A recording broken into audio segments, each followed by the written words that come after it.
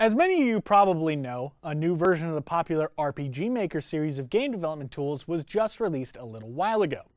It boasts a ton of new features, but it begs the question, is it worth the $80 price tag to upgrade?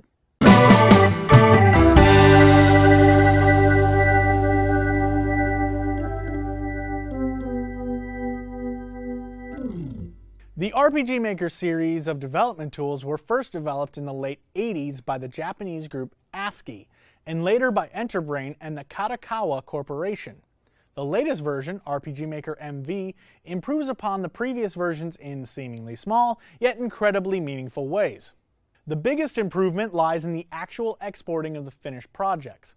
A new feature that was introduced is the ability to not only package games for release on the PC, but also on Mac, iOS, Android, and even for play within browsers via HTML5.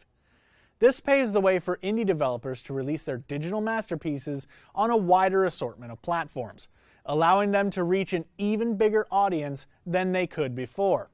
Other new features and improvements include a higher resolution, being able to produce games at 1.5 times the resolution of previous versions, and the introduction of a side view battle system more akin to classic Final Fantasy or Dragon Warrior style games.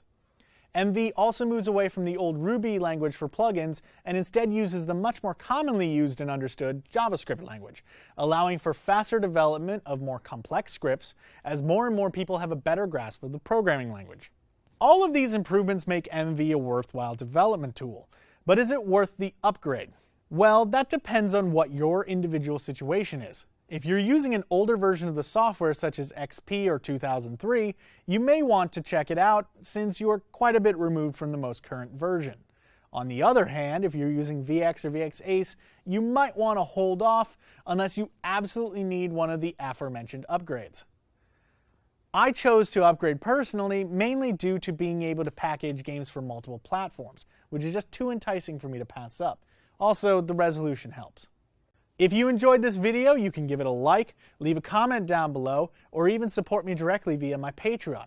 Click this button here or the link down in the description below to do that. As always, guys, don't forget to subscribe and have a good one.